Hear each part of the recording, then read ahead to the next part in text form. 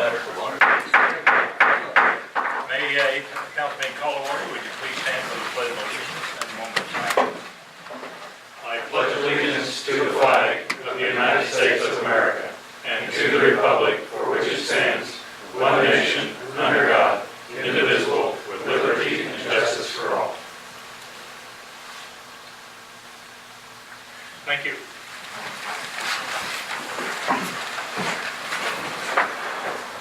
First item on the agenda will be approval of minutes from the April 24th meeting. Mr. Mayor, I make a motion to approve the minutes from April 24th. Second. It has been moved and seconded to approve the minutes. Would the clerk please call roll? Shriver? Yes. Stites? Yes. Adams? Yes. Gillum? Yes. Malat? Yes.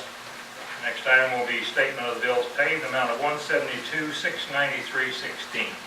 Mr. Mayor, I make a motion to approve the statement of bills paid in the amount of $172,693.16. Second. It has been moved and seconded to approve the statement of the bills paid. Would the clerk please call roll? Shriver? Yes. Stites? Yes. Adams? Yes. Gillum? Yes. Malat? Yes. Next item on the agenda will be request or comments from the public. There being none, move on to the next item. Consider authorizing the city manager to issue a request for qualifications for comprehensive facility study. Mayor, members of the council, as you know, we've been talking on and off for some time about facilities, conditions of facilities, lack of facilities, etc. And so what we are proposing tonight is to try to formalize that process by the issuance of a request for qualifications, which means we would send this proposed request out, allow firms, likely they would be architectural type of firms, to make proposals of how they would assist us in, one, looking at our existing facilities, how they're being used, maybe if there's improvements we can make to them, what expansions might be needed. So when we're talking about the fire department or things of that nature, what can we do with the existing building to expand it, to handle certain pieces. We may be looking at new facilities, for example, public works. We don't really have a public works facility in place. And then how do you decide what size lot might be needed, et cetera, locations in the future. Or just even a building like this, is the plan to stay long-term or work through short-term. So the purpose of this is really kind of the first part in multiple phases, and that is to acquire statements of qualifications. We would then, if we issued this, people would apply. We would meet with them. Depending on how many we would get, we would set up an interview schedule, meet with those people, kind of clarify scope of work, and then at that point we would come back to the council and ask for formal approval to enter into a contract. What I don't know is what's that going to cost. I could probably give you a guess all over the page. We don't necessarily have in the 2017 budget a specific item for this. It may be something we look at even in the 2018 budget, but in order to kind of get there, we need to take this first step. So that's why it's before you. We also say in our financial policy that when we're going to issue requests for qualifications or proposals like this, that they will come to the city council as part of the process before we issue them. Obviously, one, to keep you informed as to what we're doing, and two, if there's any input into the process that the council would like to make. With that, I will stand for any questions, and we can move from there. A couple of things you might want to consider, a timeline of what your expectations are, getting some information back from these companies. Do you have an estimate or goal in mind? As far as after they initially submit to us, So once we, I think it would probably be helpful for them to know when are they going to be conducting the work and what are our expectations of the final report being delivered. okay, time frame of that, not necessarily because they're required to submit back by the 25th. No, not the proposal, but it's more when they're actually, the timeline of the work that they would be performing. That might be helpful. I don't think it has to be very granular, but if you at least give them a couple milestones, that might help set some expectations later that they'll be thankful for. Okay. And you you mentioned getting a report back as the final deliverable. Right. Might want to challenge you a little bit to think about, at a minimum, what are some of the pieces of information you would expect to see as part of that report? Okay. So are you wanting a square footage recommendation? What is it that's in that report? Right. They give us a letter and say you just don't have enough space. Right. We already know that. Well, I think the purpose was that some of that would get flushed out in kind of a final scoping project before we would enter into a contract. I mean, I think we are saying that we would expect that, it is going to have square footages, floor plans, whether it's new or not necessarily architectural. Yeah, we're not looking for programmed out architectural drawings back, but Right. I think if there's at least some expectation of certain questions you'd like to see answered, Okay. you may want to just set that minimum expectation. Okay. So that way when you get proposals back, you're kind of at least have a baseline. Right. How does the request go out, and are there other cities that have done this? Which there are. Yes, and I've used some of those other cities to put this piece together, and I've seen obviously some of those final reports. Probably, in a way, we would obviously use the traditional method of notification by the paper. We put it out on the website. There are a number of entities that work through like Wine.edc that do this type of work, so we use that.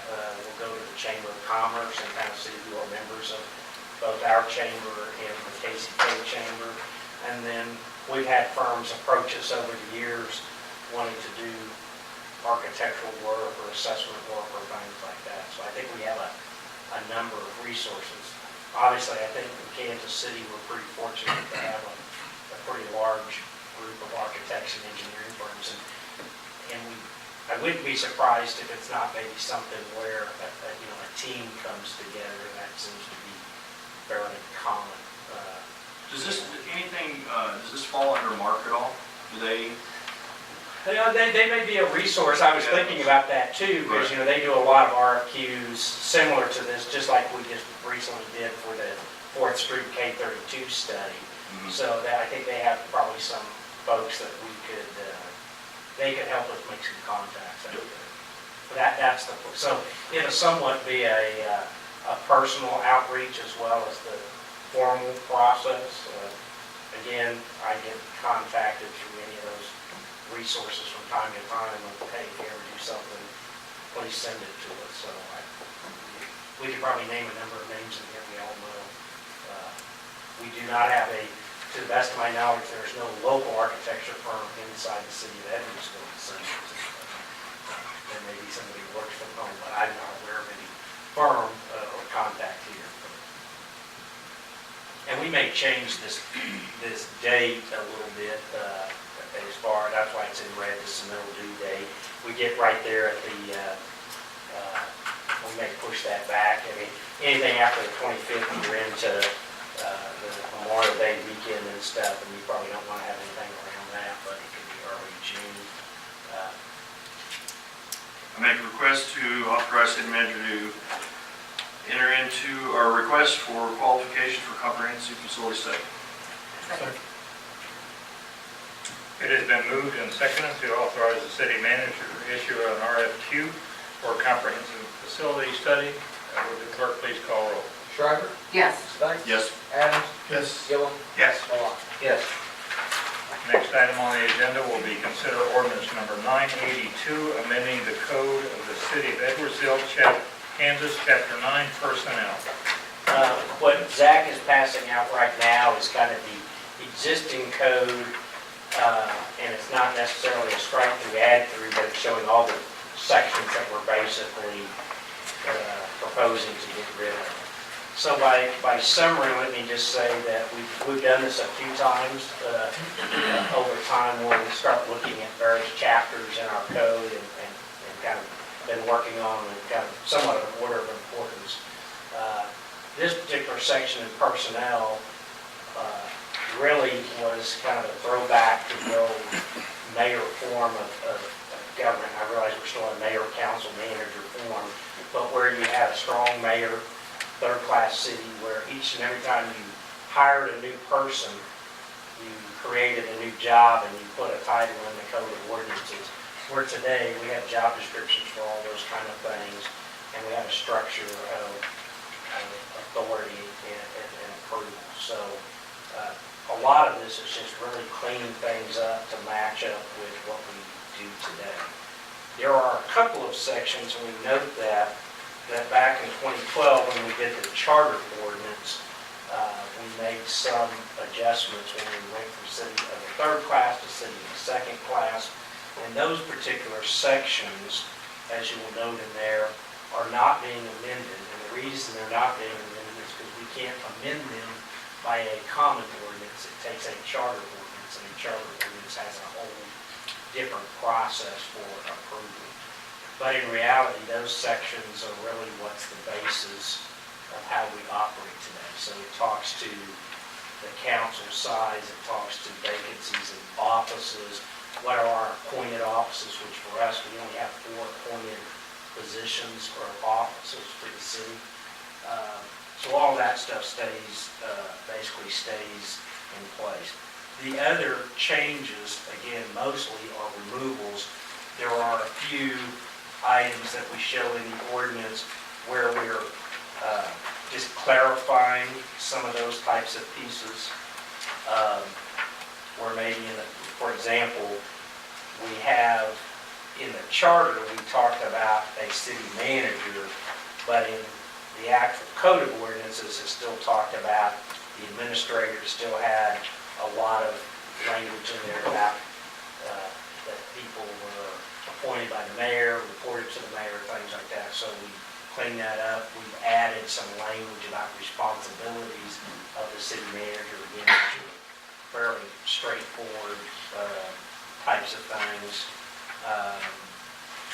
And we added in the very first section that basically we reference our employee handbook.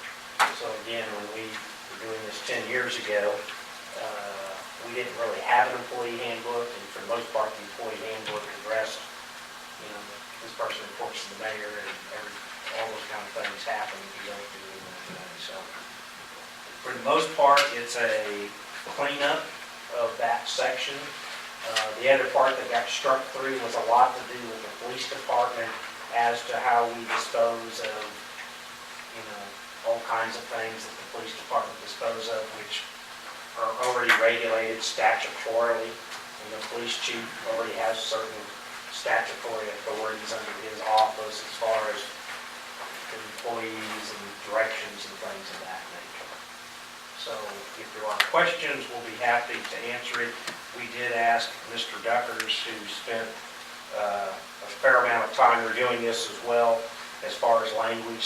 Some things may read a little weird in those first couple of sections, but again, if it's a charter ordinance, we can't amend it by this process. You have to go through a whole charter ordinance amendment, which we can explain if need be. How are we getting rid of surplus property from the police department today? How do we do it now? Well, so in our financial policy, if you recall, we have a number of pieces in there about how we advertise those types of things. For things like weapons, we either dispose of them through the state, or we have the ability on some of those that they get traded into a licensed firearm dealer, and we can get credit for those. For ammunition, officers? Mainly for replacement of weapons. I don't know that we use it for ammunition. Obviously, if it's part of a court case, it stays until a judge authorizes its disposal. And it could be, we're not going to keep things that would, be unsafe, modified things. Those are going to they go through the highway patrol for disposal. Other things that they take in, sometimes we get lost, items that are bicycles or things like that. So we will attempt to find the owner. If we don't find the owner, then, for example, bicycles, we donate them to a group so they can make them better again and put them out for Christmas. We use Purple Wave to get rid of stuff. Generally, if we're going to auction it, we use the Purple Wave for most of our auction stuff. Okay, thank you.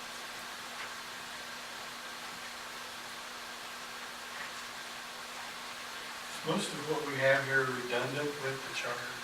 Pretty much, yes. Could you specifically state the ones that are not redundant with the So, charter or in conflict with the charter? well, I don't know that it's conflict. I think probably some of the things about temporary appointments, so if we go from appointment of officers, the very first section in there, about appointment of officers, so some of that was, as you recall, statutory language changes as well as the charter. And so any appointed officers are appointed by the mayor with consent of the city council. So, and those four officers are the municipal judge, city prosecutor, city attorney, and the city manager.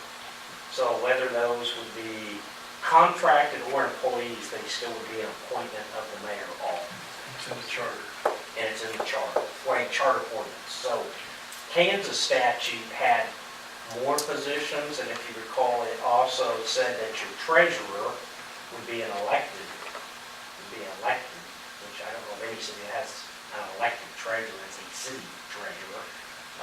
But when we did the charter, we eliminated that thing, and pretty much all of our employees below me are basically under my appointment powers, which is what it says in the charter. So all the stuff about hiring and discharging employees, suspensions, all those kind of things are now covered under our personnel manual. So for example, if we had an employee today that was suspended, got suspended, so they have a loss of pay or anything like that, the department head has that authority, and that employee has a right of appeal back to the city manager to hear that case, where basically in some of the other processes that wasn't there. And in the past, we didn't have that at all. We were kind of silent on it. I'm just trying to go through some of the, when you see appointments and appointing officers, we're really talking about the appointed officers, again, the four appointed officers that are in there, and not necessarily officers as in police officers, things of that. Cities in the third class, police officers actually got appointed because that's partially where they got their power and authority from.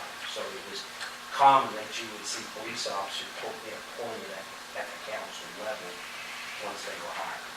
Today, they have to all take an oath of office. Actually, I think everybody has to take an oath of office. It's outlined here. Most of the rest of it is all the other positions in here are all done, and they're all included in job descriptions for everybody. So we have a job description for the city clerk, and we have a job description for the finance manager, and we have a job description for every position we have in the city, and with every position, there's assigned a pay grade. We're on a grade, stepping grade, so everybody has a grade. So they're grade B, let's say, they're exempt or not exempt, and then the pay is by the steps that we have out there. I don't know if that answered all your questions, but the three charter ordinance issues that are there obviously is related to section 9.0201, 9.02.002,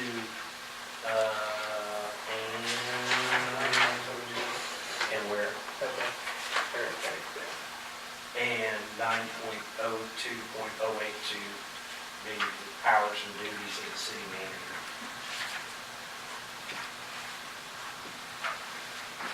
And again, those were all adopted by that reference that you see.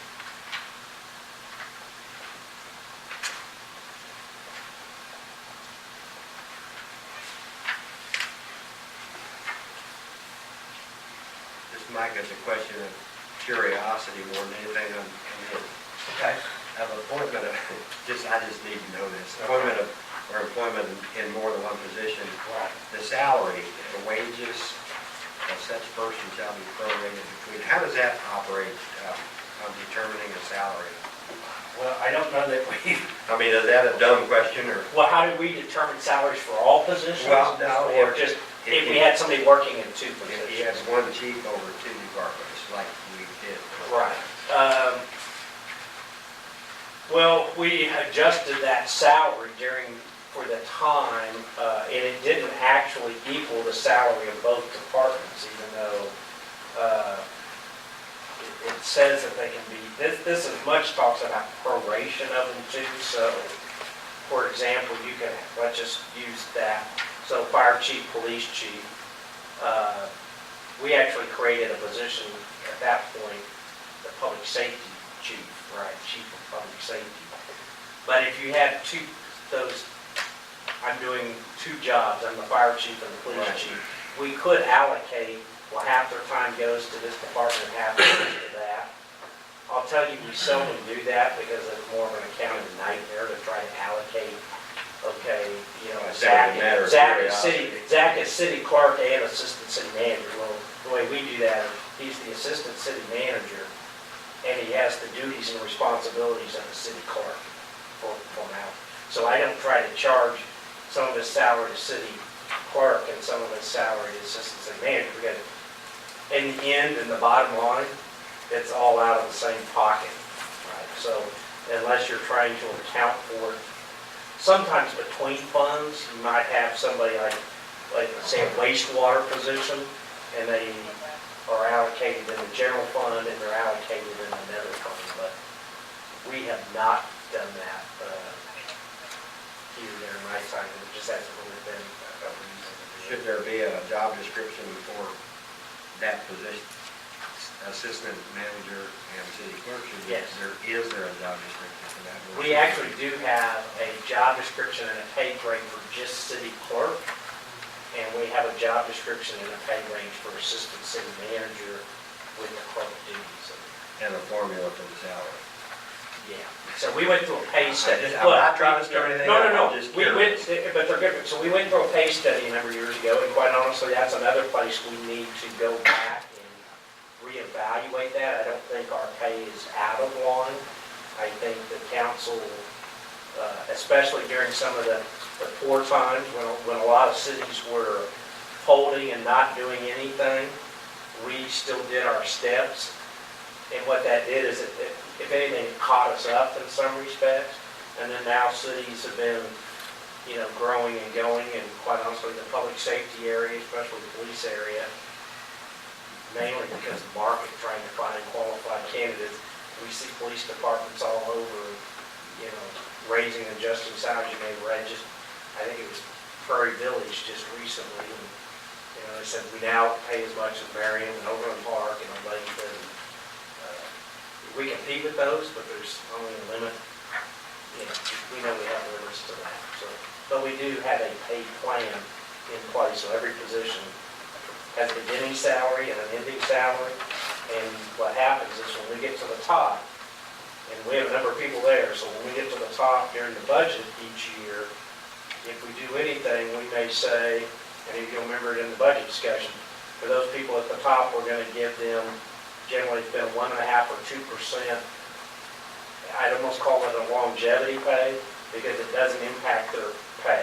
It's a one-time, you know, amount of money that they get paid, less taxes and all that kind of stuff. And they don't get any additional pay through the year.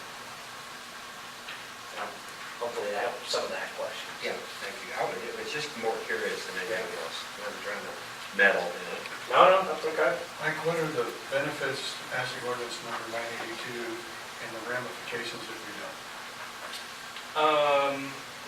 What I think the benefits, it cleans up all these things that we don't do, or titles and things like that we use interchangeably. And so I think clearing it up makes it clear for everybody, whether it's us or the public, what those rules and policies are. I don't know that there's per se a downside unless what would happen, for example, if we,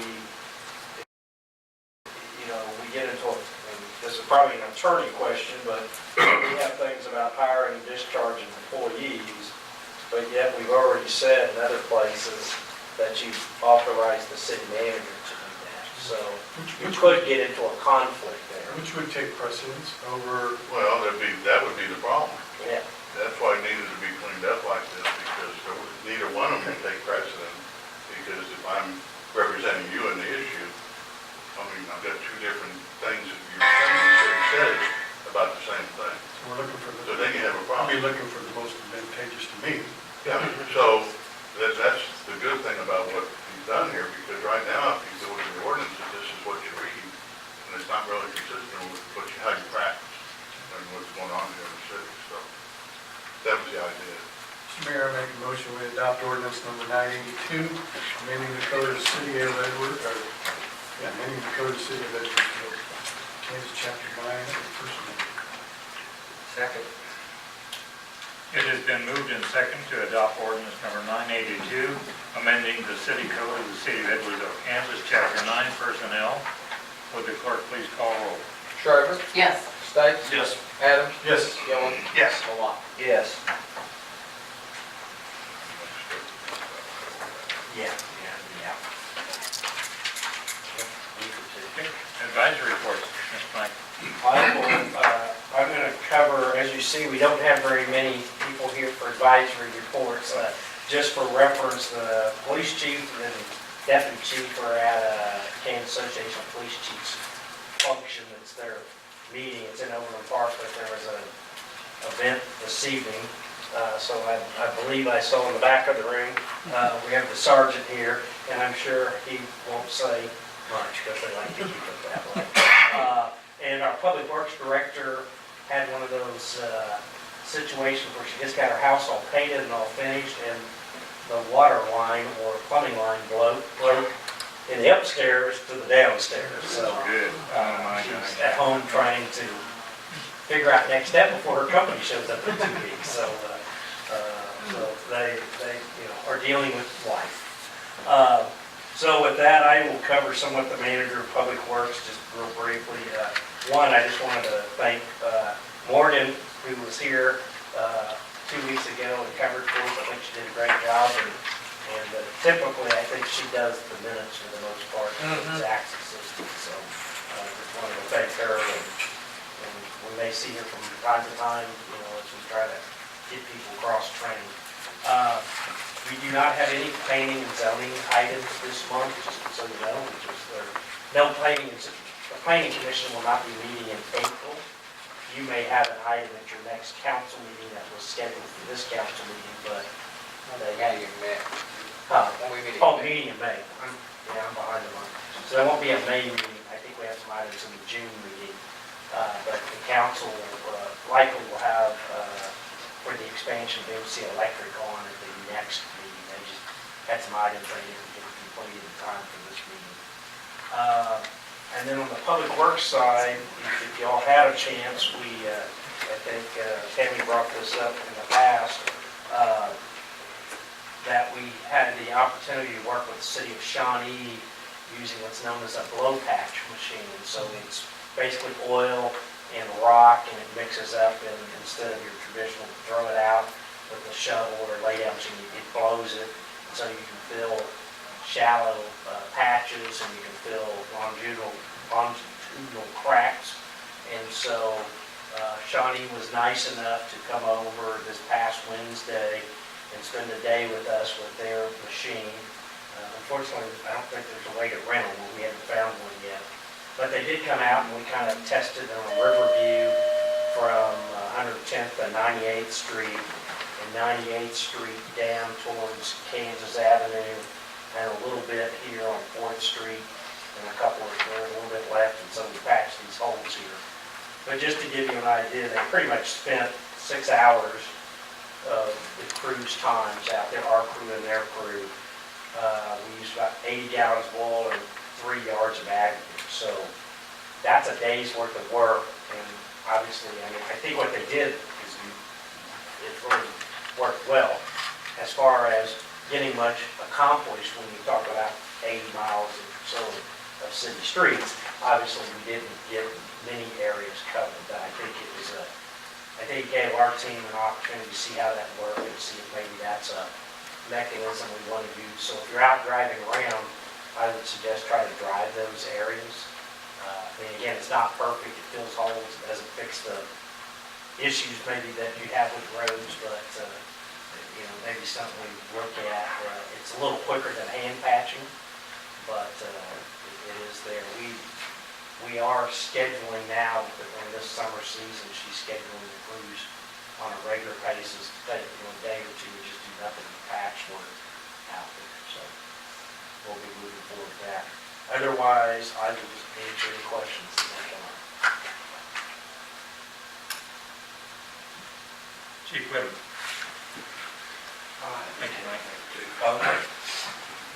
Just a reminder that here in 2 weeks, Mr. Furr and Captain Van Bibber will be doing their second year at the Executive Fire Officer Program in Edwardsville, so they'll be gone for 2 weeks. And we're also in the process of having 3 of our paramedics renew their ACLS certifications. We are looking at putting 2 of them in an ACLS provider course, which will kind of help us in the long run with our in-service hours. And then here recently, Providence Hospital, this has been something we've used in the field 30 years ago, kind of disappeared and has come back with a big force in the last 10 years, is telemetry for 12 leads. Providence is one of the first ones here in the metro area.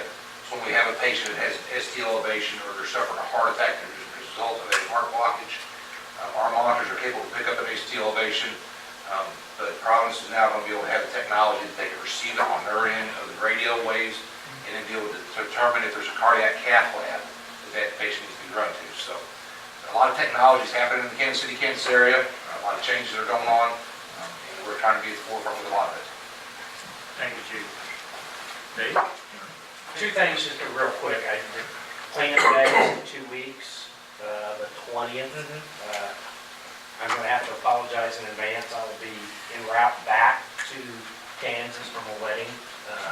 My 3rd and final nephew, so I guess there's 3 nephews and now they'll all be married, so I can't use that excuse. And I think But Zach will be here. Zach will be here. And Zach, I think want to also just give a brief update on Rainfest, also known as We had a couple good hours on Friday night. For those, 4 or 5 hours on Friday, the sun was out and the wind wasn't too bad. It was a pretty enjoyable experience. All that said, staff did a really, really great job. All our sponsors, we should be on the record of thanking them for contributing. The community center, the use of that, we partnered with the elementary school and specifically the art teacher, Caitlin Brown, who provided artwork from every child in Edwardsville Elementary that we had on display, and it was filled with craft vendors. So I think, if nothing else, we got from the weekend that we've got some opportunity at the community center that we should be exploring more in terms of use for that kind of, maybe a quarterly craft fair or something to that effect, and maybe a couple food trucks out. We had 7 food trucks there who did all right considering the weather. The last planning committee, we gave some serious consideration to moving the date of Edwardsville Days, probably a little bit later into the summer, where we're putting together kind of a snapshot of what other community events are going on around, so make sure that we're not running into any other events. And that's mostly it's harder to get acts and food trucks and sponsors if there's 3 events going on versus 1. So as far as this year, we're still planning on having the fall family picnic. We're going to be relocating the mouse races that were going to be held on Saturday during Edwardsville Days to the fall family picnic, and then next year there will be some changes to our event calendar, and whether that's consolidating those 2 events for later on in the summer, or keeping them 2 events but holding Edwardsville Days at a different date. We're looking at a couple of different options, which we will know before too long, probably before the end of the summer, for what we're going to do next year. But I think it was, for everybody who came, I think they had a good time. So we've got some areas that we think we can improve upon next year. Thank you. And it was there Saturday night, it was a good event. Yeah, and we had some staff who were, were creative, and we had an indoor concert on Saturday night instead of the outdoor concert, so which was, from all accounts, pretty well attended, and everyone had a good time. We had some good musical acts. Yeah. It's too bad that, we couldn't make them work out better weather-wise, especially the group Saturday night. The problem is when you get in that building, it's not really very acoustically, best sound for that particular music. But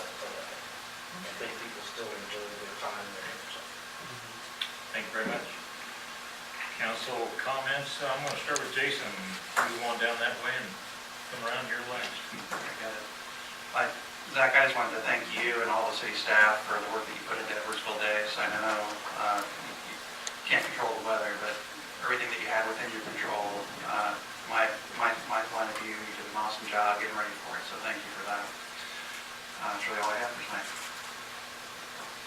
I would also give that, and the make the did well. Yeah.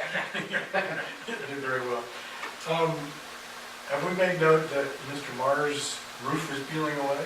But we have noticed that, and I don't know that whether there's been any action taken there or not. I'd have to check, and I don't know. We should Yes. make notice. That was one of the repairs that was supposed to have been done the last time that the building was found to be unsafe. They did fix that front wall, but now we have an opening in the winter.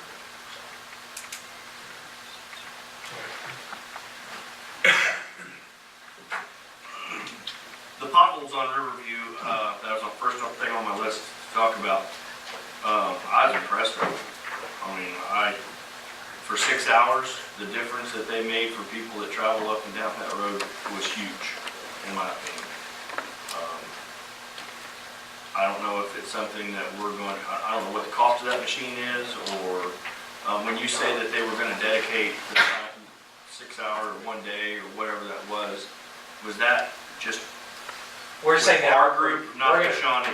Right, yeah, this was a, So- this So was Shawnee a just came over voluntary to thing. show us for 6 hours Right. or a day, Right. and then it's over. So is there something that we're looking at trying to partner up with them in the future and say, not on a demo, but on an actual, That's what. and is the longevity of what we do Right. versus what they do, which one would it offset that we rent or pay them or partner? And that's what we're having, we did this kind of just to do a trial and see how it worked, kind of get a better idea of how it might work in our environment. Some people don't like that type of patching, and in some places it works well, and other places I don't don't. care if they put Yeah. bubble gum in. Yeah. Man, I don't know that it works very well on the highways. We see it out there, and it doesn't seem to last very long, and obviously, that's my. it's not a long-term repair.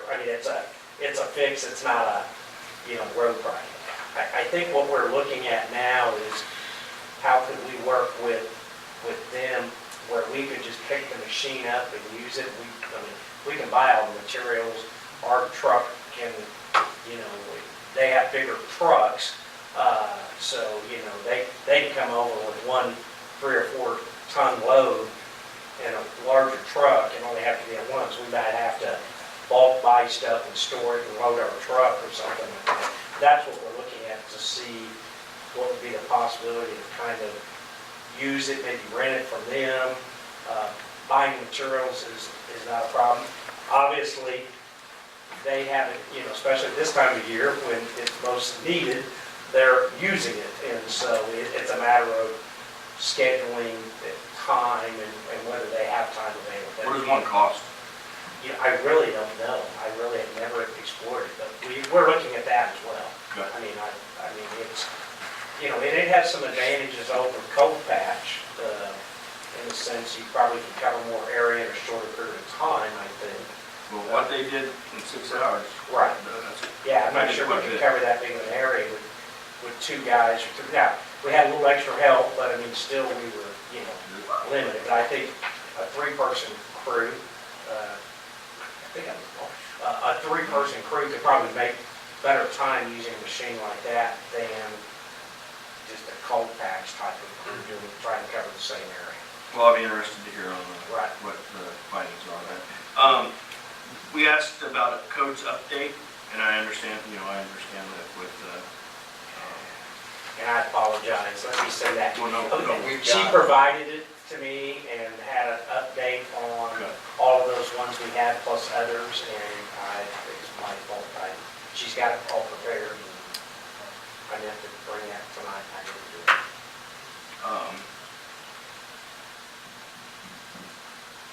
the lighting for the futsal court. We had a Parks and Rec advisory board meeting. The first meeting we discussed it was in March, and the direction we got from that group was to put together a more comprehensive lighting plan for the park. So that would include both baseball and soccer lighting needs, and then include football lighting and any kind of package that would that we would bring forth to that. The next meeting of the Park and Recreation Advisory Board, we're circling that June 19th, June 20th date, and we should be able to confirm that here pretty soon, but that'll be on the agenda to be discussed. Okay, last thing, the public meeting that we had last Monday night, I think that we've all, I'm very thankful that we had that, and grateful that that was set up. And I would like to see us in the future, make sure that we're out in front of any type of, that type of meeting is had prior to the council making any decisions or, discussions on a project. I think that went a long ways with some of the citizens and with us too. I mean, it let us get a lot more information. So I'm glad that we had that. Appreciate it. That's all. Zach, I would like to take this opportunity to thank you and all the other staff. All the hours of planning and the time spent. Like it wasn't a total wash, but I liked the idea of toying with the idea of maybe moving the date. I don't know. What you're on that account. In the matter of the RFQ, is there ever any communication with the owner of this property here, the old grocery store? Is that Yeah, we've had. I mean, it's right here, it's empty. I don't know if anything's ever been explored or if that's just kind of a dead end there or. So a couple of things have been explored, and then there's probably pieces that if we wanted to have further discussion, maybe be appropriate at a different time or an executive session. But so, I mean, the property is for sale. So, I mean, he has for the last couple of years looked to sell it. I think he has space where he would like to be. I think he owns another piece of property, almost, I don't call it a home business, but he owns some property in, I think in Johnson County, where he has a large tract of land and building that probably serves his needs better. This isn't, and I think you would say, is not his ideal location for what he does. He did buy it with the intent of making a grocery store. That was why he bought it initially. But he has a lot of relationships with that industry and some people that he felt he would be in conflict with them owning grocery stores. We've also had discussions and met with a number of, I'll say, developer type people of what do you think it would take to acquire, quite honestly, the whole center and redo that. And there's been some interest, but I think it's a dollar and cent standpoint. How do they get the cost of the land price down? Because most of them say the buildings really don't have any value to them. That keeping the buildings probably isn't worth it. That it would be better to, tear down and redevelop. Because the good thing is you have two owners right now. You have the city and you have the person up there. So there's discussions around how you want to move forward on that. I think that's a little bit what I hope we get out of the RFQ. Sure. Because certainly, is this the best spot for a city hall? I mean, you probably don't want public works here as far as having storage and things like that. I mean, they're more likely sites for them would be more in an industrial setting, right? Because it'd be just like KDOT has their facility out there, wouldn't want KDOT facility setting on this tract of things.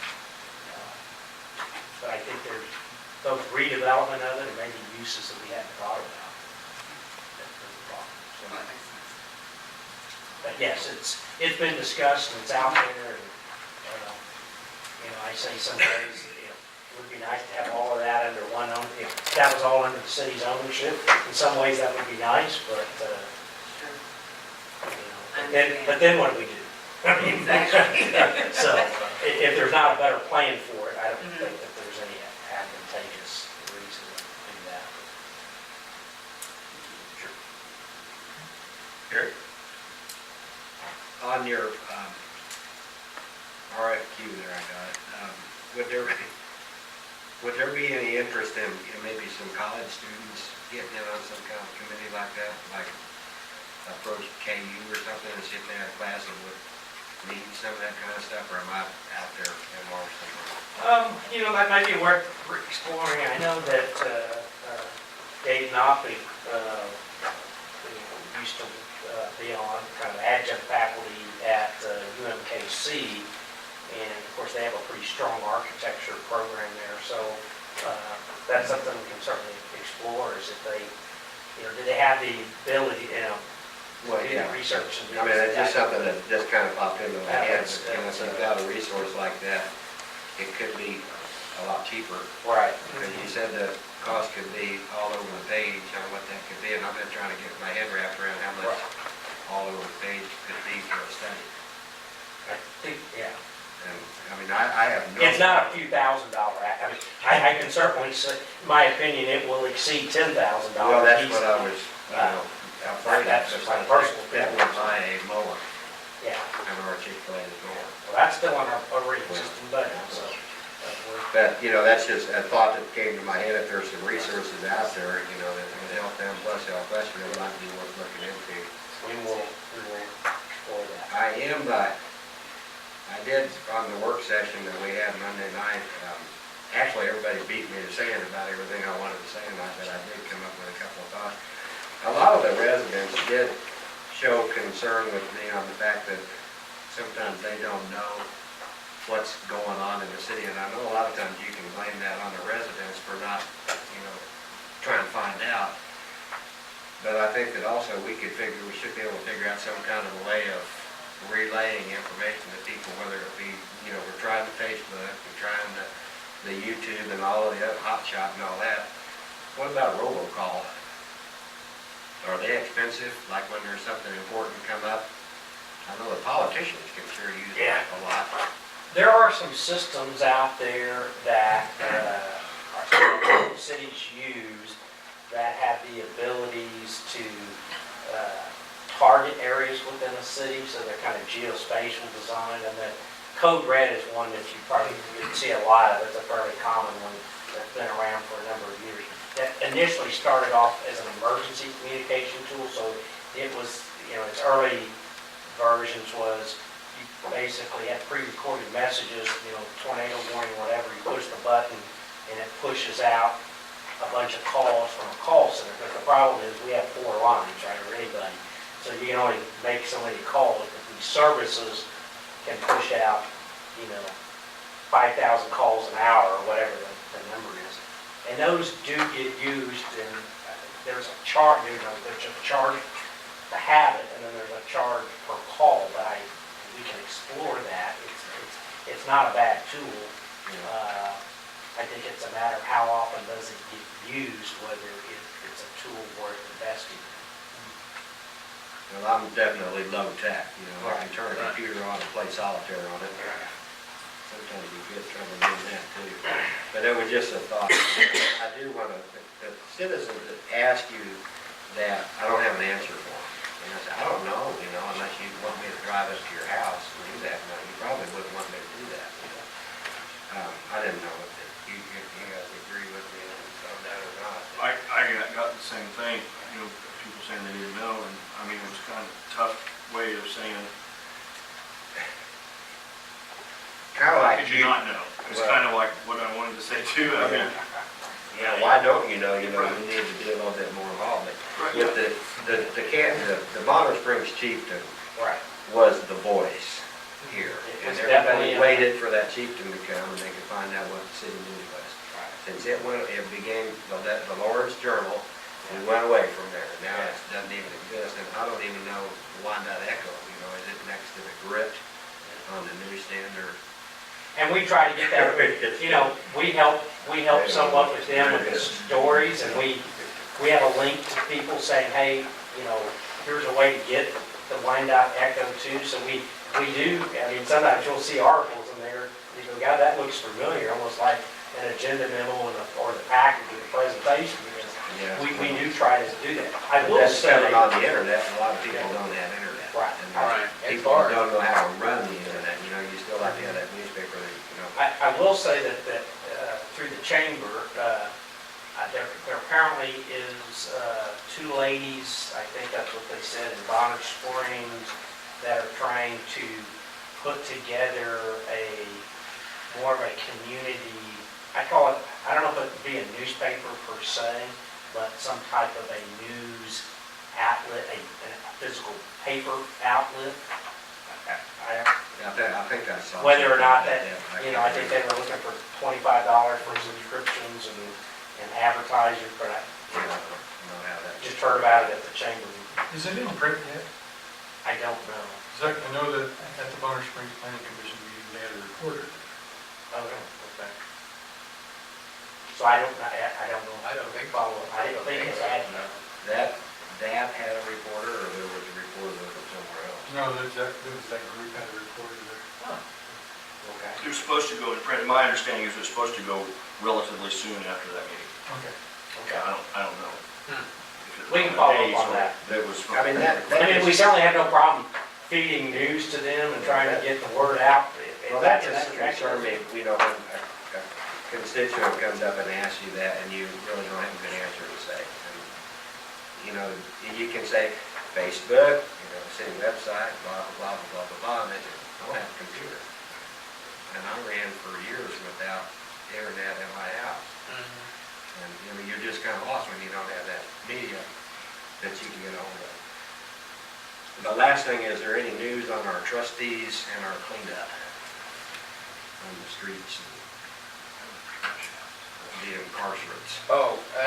I was like, trustee, I was like, Well, I was they like, used to I was call them thinking, trustees. I was trying to figure out, okay. Trustees of the I don't know. I had Interested with a,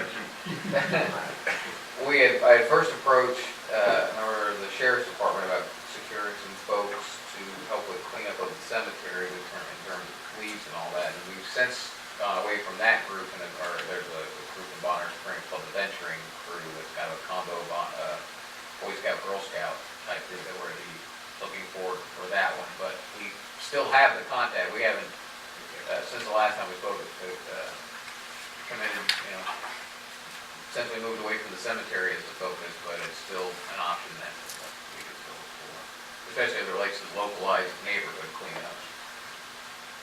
and I do notice the cemetery is taking shape, so It's getting there. that's all I've got. Sorry, I think, Paul. You're fine. Really, the only comment I had written down was when Chuck referred to, basically referring to this demo that we had with cooperation with Shawnee and how do we proceed, what do we do, but that's already been addressed, so appreciate some response later on about what kind of plan you might have in mind and on how we address some of those issues of track street repair and stuff like that. We will have, just for reference, for bid purposes on bigger projects, so the 102nd Richland piece right there, I think is already out in the plan room and bid room. And then our annual road maintenance that we're looking at should be coming together pretty soon too. And primarily it's the Rock Ridge, and we're looking at the area, the High Street and that area there to do the reclamation like we did on the opposite side, like 5th, 6th, 7th streets down there where we took, just quite honestly, there wasn't much there, just grind it up, regrade it, and then put a hot mix on top of that. It's a little different process. And what we're trying to do is figure out what our dollars available are so we can also come and talk about other options. Because once we get Rock Ridge done in that area there, we will have pretty much touched what I would call all of our neighborhoods where we have some organized grouping of houses. Now I know there's areas where there's 4 or 5 houses here or here on obviously all our major roads, the 94s, 98s, and all those. but really for the compacted neighborhood setting. Thank you. There again, like everybody said, I really appreciate Zach here and all your work and all the people involved, and looking forward to the community picnic and the mouse race reschedule. Get your bets in early. Yeah. Anyway, with all that, we are adjourned.